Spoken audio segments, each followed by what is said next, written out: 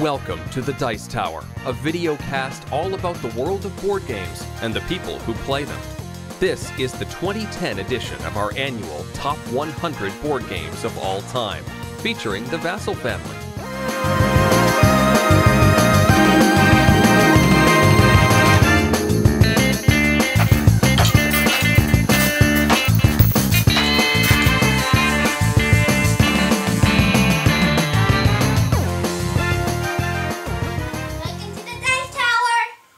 I'm Tom Vassal, this is Melody, and we are talking about our top 100 games of all times. Each episode we're talking about 5 of each. Melody will do 5 of hers, and I'll do 5 of mine. The difference between someone in 4th grade and someone who teaches 7th grade, I suppose. 4th grade? I'm in 5th grade. 5th grade or so. Wow, you were in 4th grade not too long ago, right? Alright, anyway, I'll be teaching her in a couple of years as it is. But we'll do one of her games and then one of mine, so let's get started with the first of her games, number 76. Woo! That's 75. Number 75, Chaos in the Kids Room.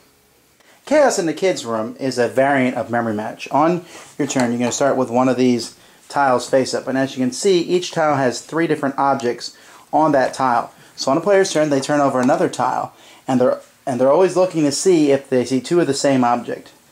So this continues happening, and whenever players see 2 of the same object, which hasn't happened yet, they grab it and they have to immediately say what the object is that they see 2 of. Glasses. Glasses. So you see glasses was on both of these cards, so Melody would get both of these tiles, and we continue on. If you're wrong, then you have to turn in the card that you've already gotten, and that's basically it. It's like Memory Match, but there's multiple items on the cards. I like this game because you're trying to find the right exact match, and it's really like Memory Match. And I also like this game because you're trying to grab the guy when you see that match, and it's just kind of funny when 2 people are reaching and poof, hands collide into each other. And the most thing that I like about this game is that this game can be tricky at times. Number 75, Through to the Ages. Through the Ages is a Civilization game, and it's been on my list for 3 years now, and it's dropping, and I wonder if it might drop out next year. Again, that's not because I don't think the game is fantastic. It is. It's a very strong Civilization game. Even though it doesn't have a map, and you might think you need a map to play a Civilization game, but it gives a very strong sense of what I expect from maybe a computer game, Sid Meier's Civilization. Now, since the board game of Sid Meier's Civilization has come out this year, we'll have to wait and see what happens to this one. But for now, I still very much enjoy it. There's a lot of bookkeeping, which, you know, it'd be nice to have a computer to do all that, but not too hard. And the options and strategy are really quite numerous. There's every game you can play completely different. There's luck in how the cards come up, but your strategy is not luck. So this is one I like very much. Through the Ages. Number 74, Yam Slam. Yam Slam comes in a tin that is then open to play the game. And in the tin you have different poker chips. And what you're doing in Yam Slam is you're basically playing Yahtzee. You roll 5 dice. You can pick which of the dice you're going to keep. So for example, we'll keep all 3 2s here. And roll the other 2 dice. Roll again, we'll keep the 4th 2. And you get 3 rolls. What is that all about? Yahtzee! Now normally, whatever chip you get, you know, you're going to take, like for example here, 3 of a kind, or a large straight or a small straight. With Yahtzee, you get to take any chip you want, which is really exciting, and you'll get bonus points, which is pretty, you know, I can't believe we just rolled Yahtzee on video. That's very, very exciting. You choose any chip you want, you get to play again. But you're taking these, the more chips you get, if you get different chips of all different kinds, you get bonus points. But basically, it's Yahtzee with kind of a time limit on it as you grab these chips. I like this game because you're rolling dice to get different things and trying to get different poker chips. I really like of how you're trying to do stuff, trying to think like, okay, what do I want? And you try to roll the dice to get what you want. It will be difficult at times, and I just like the game. Number 74, Dust. If you come to me and say, let's play Risk, I'm going to say, hey, let's play Dust instead. Dust is a game in which players are trying to conquer Earth. In fact, the universe has become very popular these days. In fact, Dust Tactics just came out. I'll be doing a review of that in a few weeks. But this game, it has the feeling of Risk. It's about the same level of lightness, although it has cool little battle mech miniatures, which we all have to admit is a little cooler than Risk. But the reason I like it is because it highly promotes attacking other people. In Risk, I mean, there's a focus on attacking there too, but when it all comes down to it, I don't feel like I was very strategic. You took Australia, you did what? Risk haters, you can email me later. I just don't like Risk at all. But this game I like because there's an emphasis on diversification, having planes and mechs and other things, and controlling the seas. But there's this constant go after one another, and the game is going to end after a certain number of turns. It's very fun. There's two versions of the game in a box. I recommend a regular version because the epic version is too long for me. But still, a lot of fun. Let's not play Risk. Let's play Dust. Number 73, Pick and Pack. Pack and Stack is a two-player game in which players are trying to collect as many apples as they can. It's like one of those machines where there's the claw moving around, except one player can only move it vertically, and the other player can move it horizontally. I guess for both players it's horizontal, but whatever. Anyway, you can only move it one direction, so if I move it here, then I'm setting Melody up to go grab this one here. Well, if she moves it, here, she's setting me up to grab this nice big juicy one. And when you collect apples, you put them in baskets in front of you, and hopefully at the end of the game, those baskets will be worth a point for each apple. Although you can put a premium thing on them and make them worth double, or wholesale them to make them worth half. Players have different special chips here. I didn't put them all out, but they have special chips that they can play during the course of the game to switch crates to finish up someone's basket. When all the baskets are finished and the apples have been collected, then the player with the most points is the winner. I like this game because you're moving around trying to get apples. I really like this game because you can use different stuff to do different things, and it is kind of hard because other players will be trying to get your apples, and I just like this game because I love apples.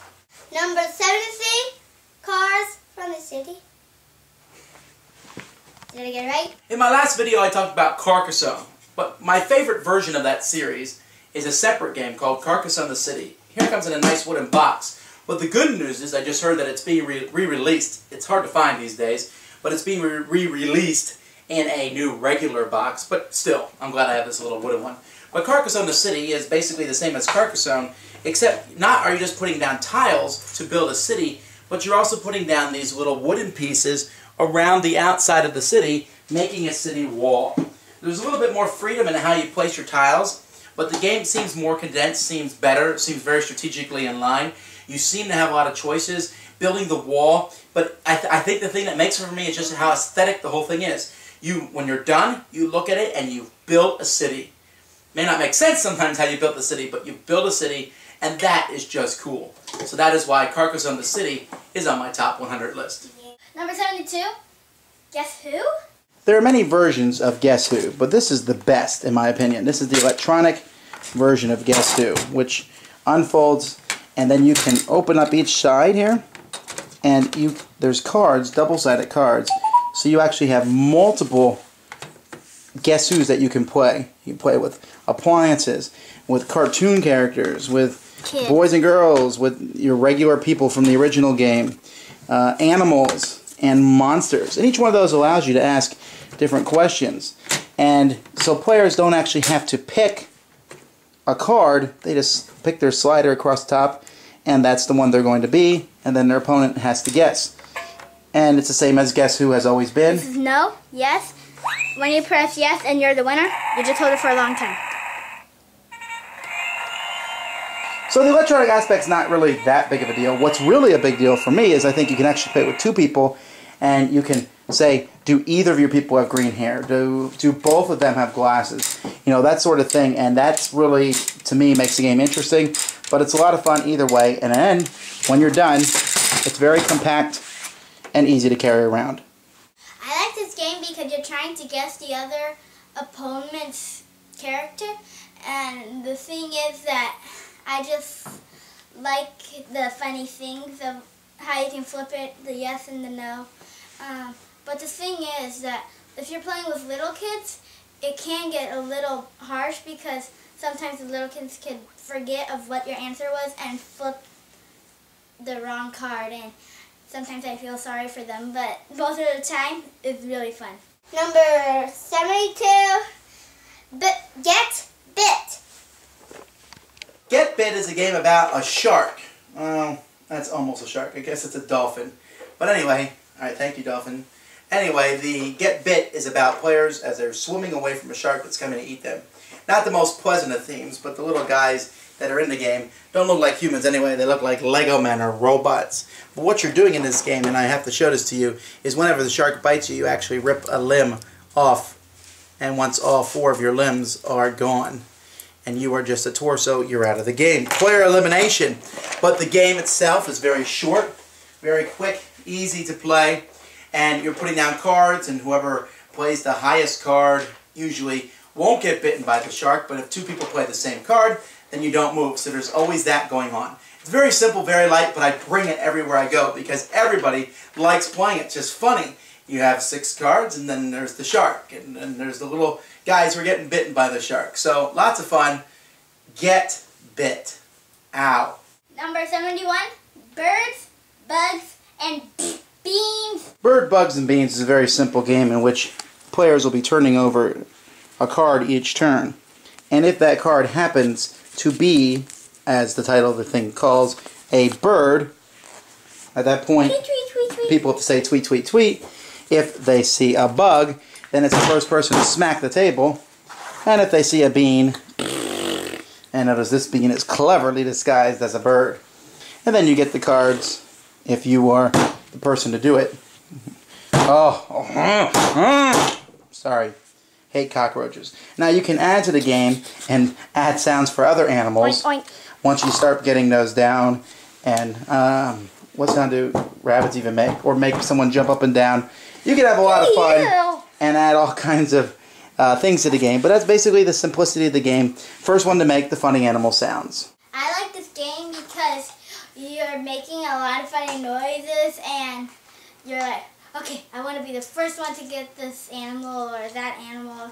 And sometimes the beans can be cleverly disguised, and sometimes I can get messed up when I overlook it.